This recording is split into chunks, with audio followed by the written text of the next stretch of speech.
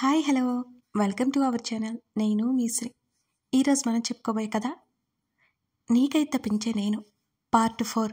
కథలోకి వెళ్ళే ముందు మన ఛానల్ని సబ్స్క్రైబ్ చేసుకుని స్టోరీని లైక్ చేయడం మర్చిపోకండి. కళ్ళ ముందు జీవితం అద్భుతంగా కనిపిస్తే దాన్ని కాదనుకోవడం మూర్ఖత్వం కాదంటారా?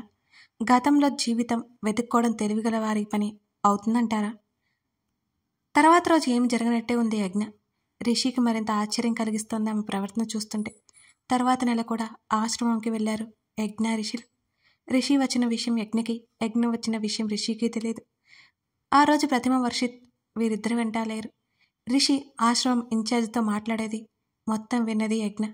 ఆ ఆశ్రమం రిషి గారి అమ్మ పేరు మీద ఆమె జ్ఞాపకంగా రిషి రన్ చేస్తున్నాడని అర్థమైంది.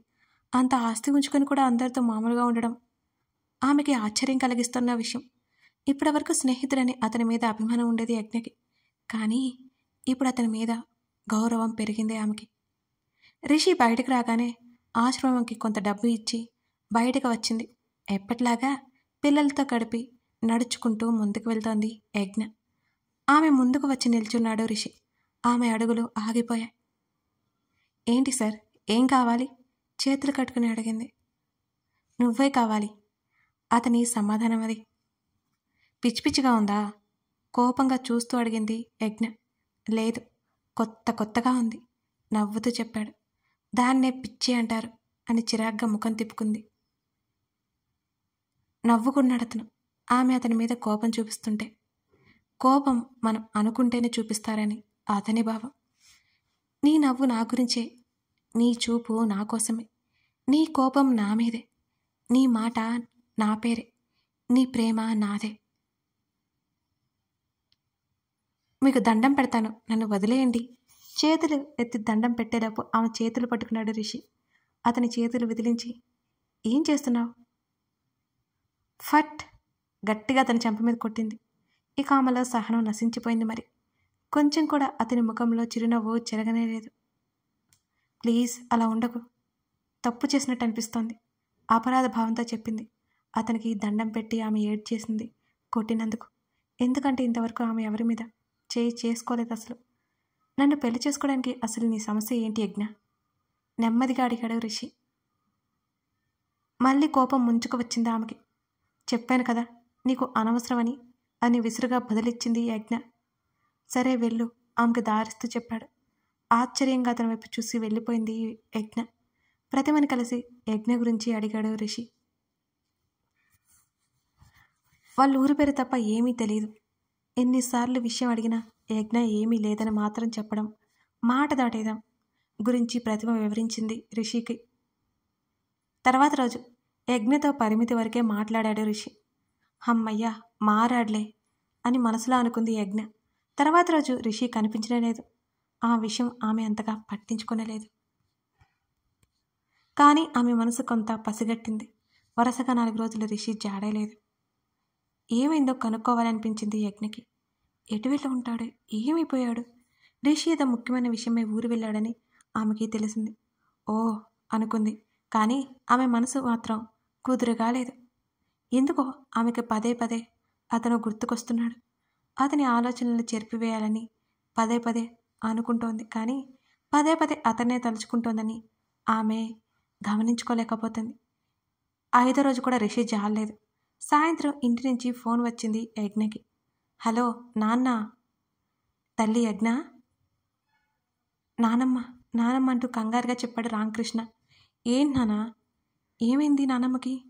ఆమె కళ్ళల్లో నీళ్లు తిరిగే భయంతో. నాన్నమ్మకి ఆరోగ్యం బాగలేదురా, నిన్ను చూడాలంటోంది అని బాధగా చెప్పాడు.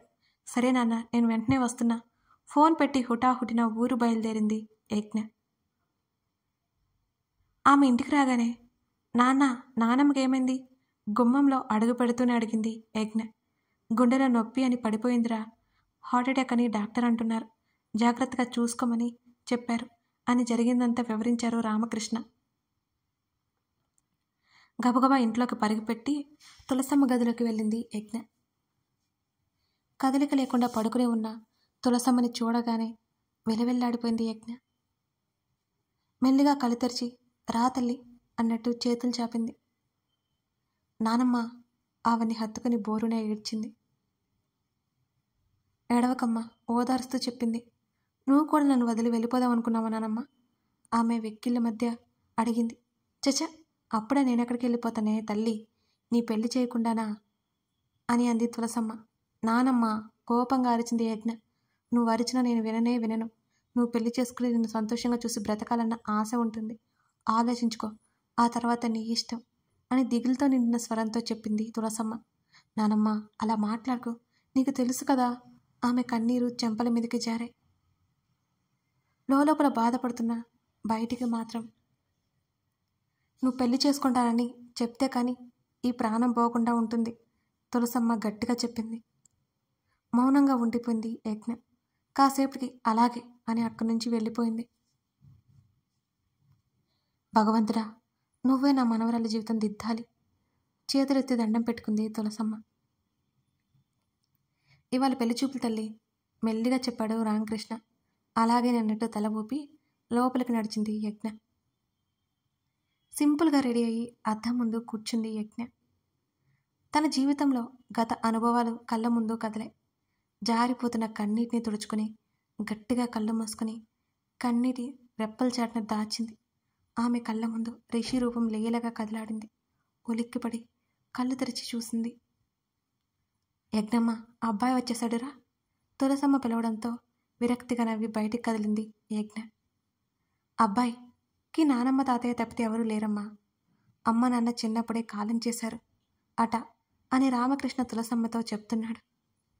కొన్ని మన చేతుల్లో ఉండవు, అంతే అని సరిపెట్టుకోవడం తప్ప అంటూ రామకృష్ణతో చెప్పి, అబ్బాయిని ఒకసారి చూడు తల్లి అన్న తులసమ్మ మాటకి తలెత్తి చూసి షాక్ అయింది యజ్ఞ.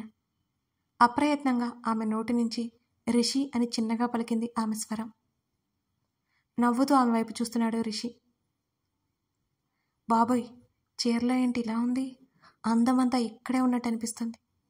నీకు దూరంగా ఉండడం కష్టమే బంగారు, మనసులోనే అనుకుంటూ ఆమెనే చూస్తున్నాడు రెప్పలు కూడా ఆర్పకుండా రిషి. అప్పుడే అతనికి స్లో మోషన్లో ఏదో పాట వినిపిస్తోంది. మీరు కూడా పాట పాడుతూ వినుకుంటూ చూసేయండి, బాగుంటుంది పాట. మళ్ళీ చాలా రోజులకి మన కథలో పాటలు వస్తున్నాయి కదా. ఇది చాలా రోజుల క్రితం రాసిన స్టోరీ అండి. అప్పుడు నా మూడ్ అలా ఉందన్నమాట. అతన్ని కోపంగా చూసింది యజ్ఞ. ఆమె అన్ని భావాలు ఒక్కొక్కటిగా ఇప్పుడిప్పుడే బయటపడుతుందనిపించింది అతనికి. రిషిని అంతా నీకు తెలుసా తల్లి, ఆశ్చర్యం నటిస్తూ అడిగాడు రామకృష్ణ. హా నాన్న, మా టీం లీడ్ అని రిషి వైపు ఉరిమి చూస్తూ చెప్పింది. అక్కడ వర్కౌట్ అవ్వదని ఇక్కడికి వచ్చాడు అని మనసులోనే అనుకుని కచ్చగా పళ్ళు నూరుకుంది యజ్ఞ. బాగా తెలుసండి, సాగదీస్తూ చెప్పాడు రిషి. ముఖం పక్కకి తిప్పుకుంది యజ్ఞ. తులసమ్మ మాత్రం ముసుముసుగా నవ్వుకుంది వాళ్ళని చూసి. అబ్బాయితో ఏదైనా మాట్లాడాలా యజ్ఞ? రిషి నోరు విప్పేసరికి అవసరం లేదు నాన్న, రోజు కలుసుకుంటాంగా అని బదిలిచ్చి విసురుగా లోపలికి వెళ్ళిపోయింది యజ్ఞ. తన కూతురు మునుపటిలా మారుతుంటే కళ్ళలో నీళ్లు తిరిగాయి రామకృష్ణకి. మామయ్య గారు కూల్, రామకృష్ణ చేతి మీద చేయి వేసి చెప్పాడు రిషి. తర్వాత యజ్ఞ దగ్గరికి వెళ్ళాడు. విండో దగ్గర కూర్చొని చైర్లో వెనక్కి వాలి కళ్ళు మూసుకుని ఉంది ఆమె. ఆమె ముందు కూర్చొని రెప్ప వేయకుండా ఆమెనే చూస్తున్నాడు రిషి. కాసేపటికి యజ్ఞకి ఎవరో తన్ని గుచ్చి చూసినట్టు అనిపించేసరికి కళ్ళు తెరిచి చూసింది ఆమె. ఎదురుగా రెప్ప వేయకుండా చిరునవ్వుతో తన వైపే చూస్తూ కనిపించాడు రిషి. ఉలిక్కిపడి దూరం జరిగింది యజ్ఞ. ఆమెను చూసి నవ్వుకున్నాడు అతను. ఓయ్, నీకు చెప్పా కదా డిస్టర్బ్ చేయొద్దని, ఇప్పుడేంటి మళ్ళీ ఇలా, కోపంగా అడిగింది యజ్ఞ. నీకోసమే నవ్వుతూ ఆమె దగ్గరికి రాబోయాడు రిషి. చెయ్యి అడ్డుపెట్టి అడ్వాంటేజ్ తీసుకోకు అని వేలు చూపిస్తూ చెప్పింది యజ్ఞ. నా ఇష్టం. ఆమె బుగ్గ మీద ముద్దు పెట్టి ఆమె తేరుకునే లోపు రిషి బయటికెళ్ళిపోయాడు. వణుకుతున్న గుండెల మీద చేయి వేసుకుంది, ఆమెలో అలజడిని తగ్గించుకోవడానికి అన్నట్టుగా. తర్వాత రిషి వెళ్ళిపోయాడు అని తెలిసింది. 2 రోజులుగా రిషి కాల్ చేసిన యజ్ఞ ఫోన్ లిఫ్ట్ చేయలేదు. ఆమె మొండితనం చూసి అతను నవ్వుకున్నాడు. ఆమెకు ఎంత కోపం వచ్చిందో అతనికి అర్థమైంది. 3వ రోజు పొద్దుపొడుపు వేళ రిషి ఫోను రింగ్ అయింది. హలో, నిద్రమత్తు వదలక మెల్లిగా పలికాడు రిషి. అవతల వారు చెప్పింది విని అతను షాక్ అయ్యాడు. ఫాస్ట్గా ఫ్రెష్ అయ్యి యజ్ఞ వాళ్ళ ఊరికి బయలుదేరాడు రిషి. వర్షిత్ పిలుస్తున్నా అతను పట్టించుకోకుండా యజ్ఞ ఇంట్లో నుంచి వెళ్ళిపోయిందని చెప్పింది తులసమ్మ. యజ్ఞ వాళ్ళ ఊరు వెళ్ళాడు రిషి ఆగ మేఘాల మీద. సమస్య నుంచి పారిపోతావా, సమస్యని ఎదుర్కొంటావా? ఏదైనా నీ చేతుల్లో ఉంది. పారిపోవడమో లేక ఎదుర్కోవడమో. 2 రోజులుగా రిషి కాల్ చేసిన యజ్ఞ ఫోన్ లిఫ్ట్ చేయలేదు. ఆమె మొండితనం చూసి అతను నవ్వుకున్నాడు. హలో సార్, నేను ప్రతిమని అని అంది. హా ప్రతిమ చెప్పు అన్నాడు రిషి. యజ్ఞ 2 డేస్ నుంచి నా కాల్ లిఫ్ట్ చేయట్లేదంది. అదా, ఊర్లో ఉంది కదా, అందుకనే మేబీ. ఓ ఓకే సార్, తను బాగానే ఉందా అడిగింది. Yeah, she will be fine. Okay sir, మీకు కాల్ చేస్తే నాకు ఒకసారి చేయమని చెప్పండి. యా షూర్ బాయ్ అని కాల్ కట్ చేశాడు రిషి. అమ్మగారు ఇంత మొండిగడమా అని రిషి నవ్వుకున్నాడు. 3వ రోజు పొద్దు పొడుపు వేళ రిషి ఫోన్ రింగ్ అయింది. హలో, నిద్రమత్తు వదలక మెల్లిగా పలికాడు రిషి. అవతల వారు చెప్పింది విని అతను షాక్ అయ్యాడు. ఫాస్ట్గా ఫ్రెష్ అయ్యి యజ్ఞ వాళ్ళ ఊరికి బయలుదేరాడు రిషి. వర్షిత్ పిలుస్తున్నా పట్టించుకోకుండా. రిషి వెళ్ళేసరికి సోఫాలో దిగులుగా కూర్చున్నారు రామకృష్ణ, తులసమ్మ. మావయ్య, ఎప్పుడు, ఎందుకలా చేసింది? లోతుగా వచ్చింది అతని స్వరం. అది తెలియదు బాబు, కానీ ఈ విధంగా తెలిసింది.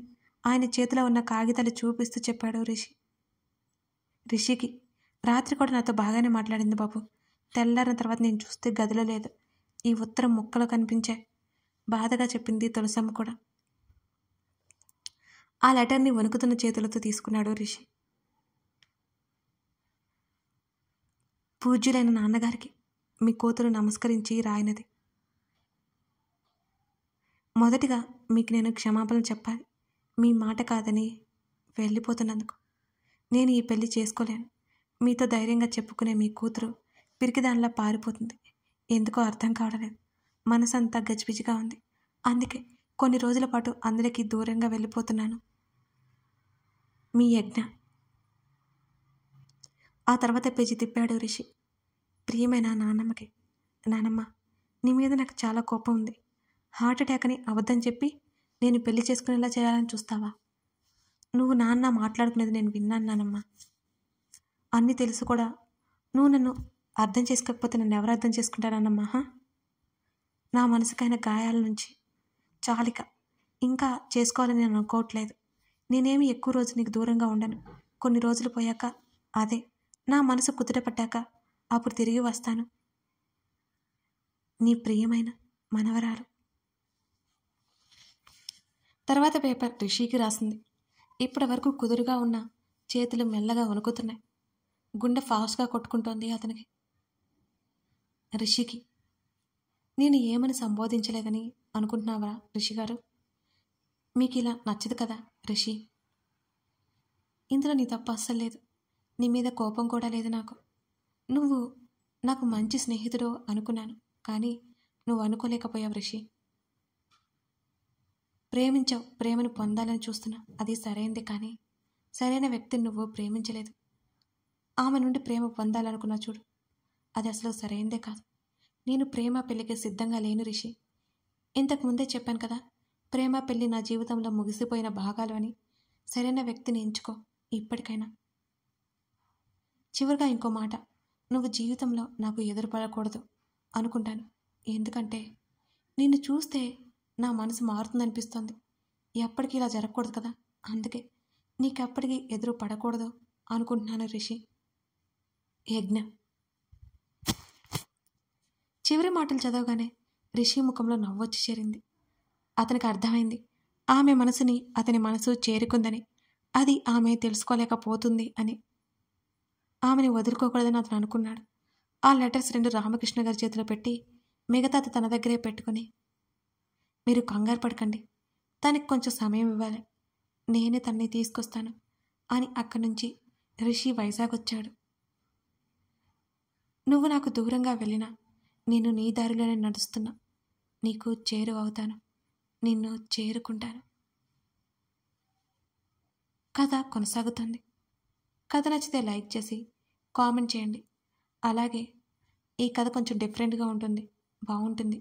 మిస్ చేయకుండా చూసి లైక్ చేసి కామెంట్ చేయడం మర్చిపోకండి. Thank you.